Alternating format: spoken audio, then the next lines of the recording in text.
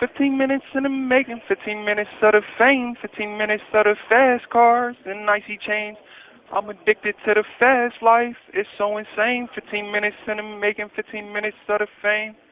15 minutes in the making, 15 minutes of the fame, 15 minutes of the fast cars and icy chains. I'm addicted to the fast life, it's so insane. 15 minutes in the making, 15 minutes of the fame.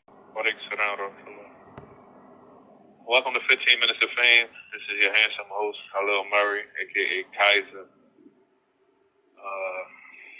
Today, I think that I want to go in the direction of what I feel like is probably a little useful in the way that I feel is like necessary, and that's in regards to the young boys out there today and the things that's going on. And I say that it's useful because from what we see, it seems as though the young boys are ignoring, the calls and the movements and the outreaches and, the steps that people are taking to try to get their attention out of the streets or away from the negativity, their hands off the guns, you know what I'm saying? Their mindsets on maybe pursuing the education, being around their family members and the people that love them, and doing some of the things that's going to probably lead to a productive lifestyle for them. And instead, what we're seeing is a lot of the young boys in the streets, for example, you see these commercials, Stop the Insanity, and in these commercials, you see a lot of the young boys.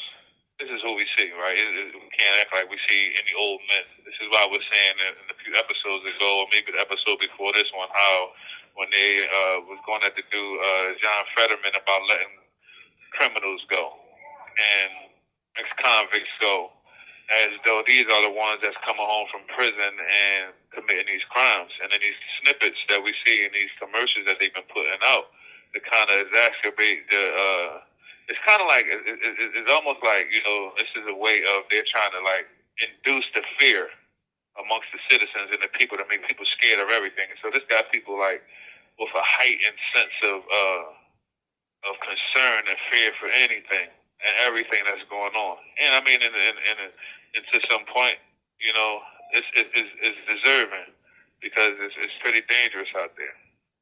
But to the point, and I want to try to stick to the point, is that a lot of these people that we're seeing doing this are young.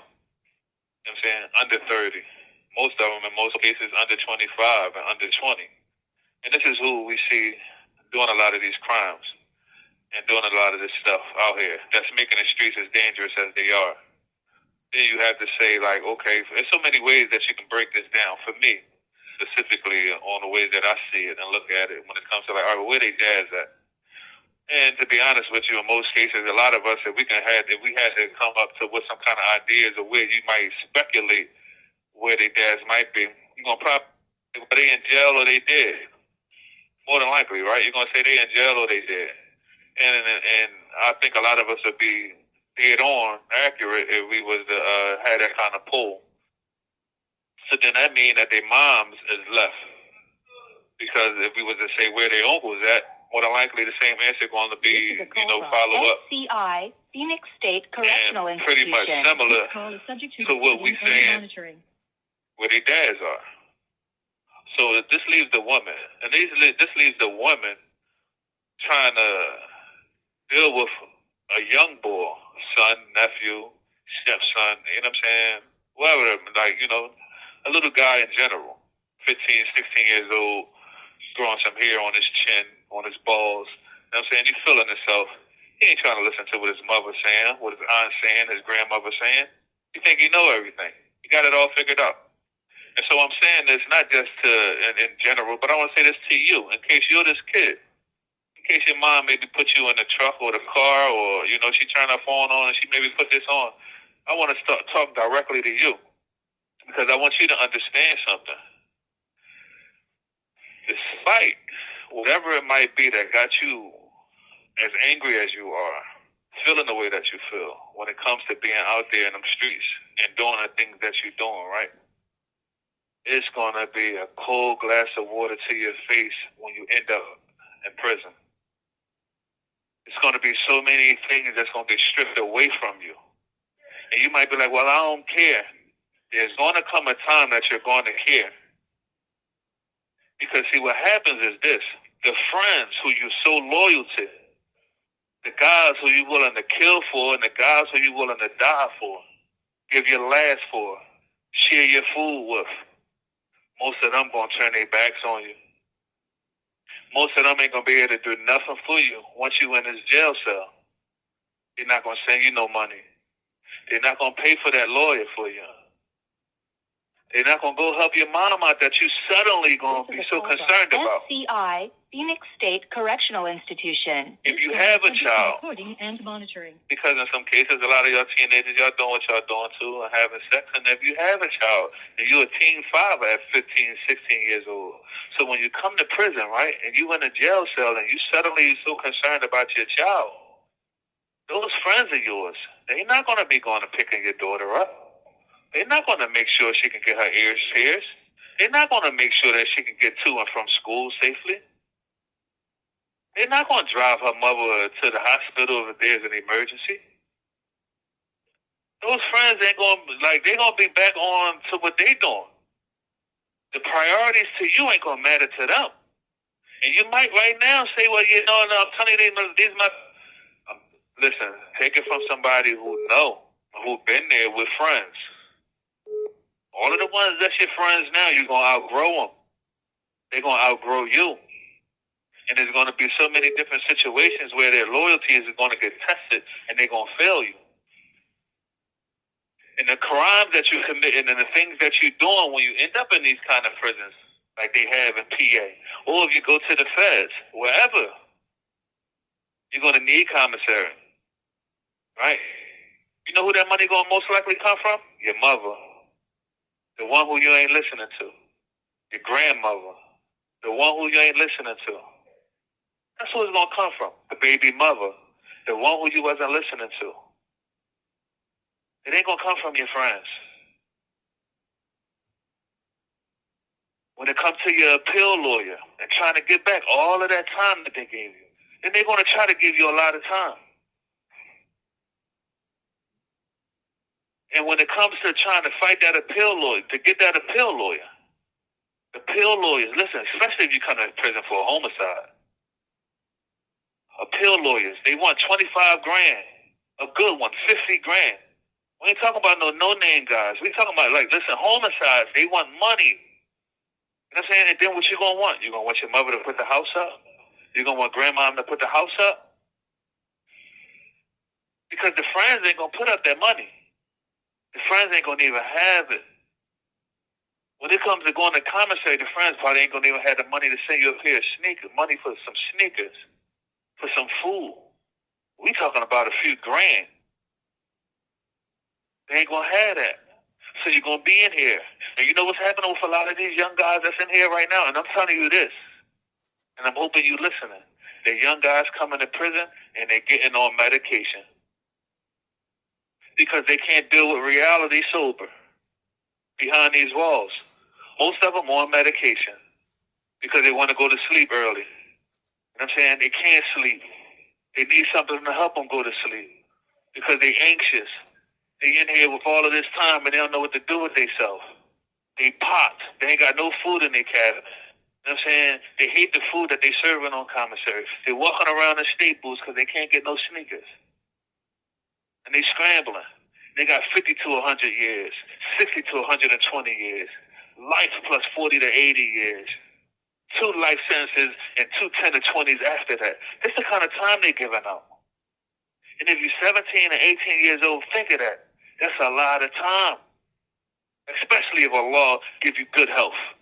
So then that means if Allah gives you good health, then now you're going to be in here until you're 75, 80 years old, dying from natural causes. That means you're going to have 50 to 60 years alive in prison. And what's different now is this. We got Krasner as the DA. See, a lot of these old heads right now, they getting out of jail because those old DAs in their eras, they was hiding information and hiding evidence and doing a lot of corrupt stuff.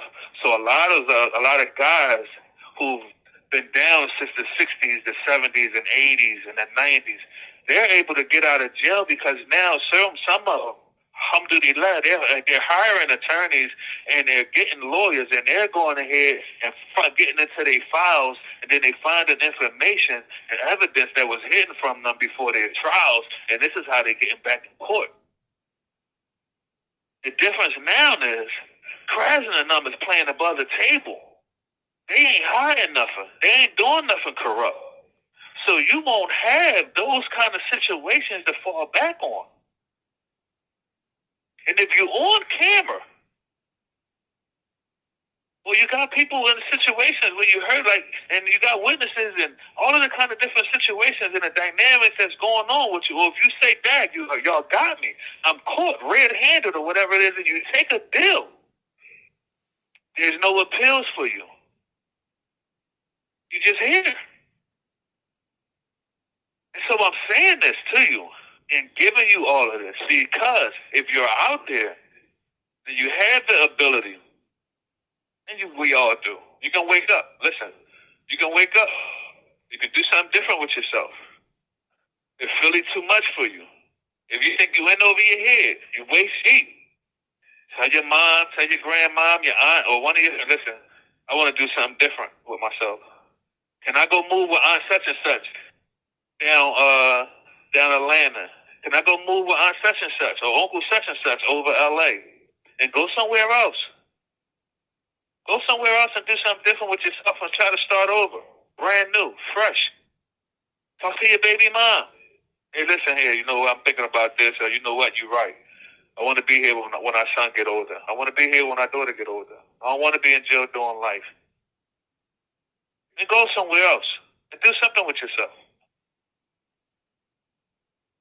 Do not set yourself up for the kind of failure that's going to have you regretting it for the rest of your life. Because let me tell you this. I'm 49 years old. Right? Alhamdulillah. And listen, I'm telling you, I'm happy that I don't have life. I'm not in here for some crazy stuff like that, the kind of situations that it is. But I've been fighting every day since I've been in here when it comes to doing certain things to try to get home and prove my innocence and to get free. Outside of that, there are so many young boys in here and so many dudes in here who, in here, and you can see the sadness on their faces because they're waking up with this stuff and they're waking up with life. They're going to bed at night with life. They're not happy. In here, it ain't. You might hear people talking about, say, yeah, I'm bed and I'm doing this and that. These got a lot of people miserable. It's different. We've seen that with the pandemic. Dudes could, like, when we thought we was safe from it because we wasn't out there. It was guards coming in here with it, exposing us to it. People in here dying from all kind of stuff. The food that they serve us. They don't serve us good food, nothing healthy. Everything we get served is coming in packets that you got to heat up. Processed meats. Stuff that causes high blood pressure. Nothing in here, high diabetes. All of this is like, there's nothing in here that we eat in here that's going to help you when it comes to health. You really got to be disciplined and not eat too much of a lot of different things to try to maintain. So to come in here and think you're going to stay healthy and be okay and it's just going to be a party and all of that kind of stuff in here, that ain't the situation. And you can't tell me what's going on out there ain't better than what's going on in here. Don't run to be in prison and don't run to be in no cemetery. That shouldn't be your pursuits. Now, I ain't going to act like I'm a person who don't understand what it feels like to lose somebody and to want revenge. You have 1 minute left. Maybe want to, go after certain situations. I ain't going to act like I'm not a guy who don't understand that kind of stuff. But listen, as a guy, again, at my age, who understands life a little better, I understand, too, that enjoyment and dealing with life in certain ways when it comes to some of the things that happens in our lifestyles is a whole lot better. Because let me tell you, all I can think about sometimes is just being home and twinkling my toes in some hot sand on the beach somewhere. or sitting in the bathtub. I'm tired of taking showers every day. Tired of washing my clothes out with my hands. I'm tired of them being able to cut the lights on whenever they want to do counts. So I'm telling you, change your thoughts, change your process, and if you have to, change your friends. Y'all heard Becky with the nappy here. She said my 15 minutes of fame was up. I hope this conversation was deep enough for you, fruitful for you, and made some sense. Assalamu alaikum wa rahmatullahi wa barakatuh. Thank you for using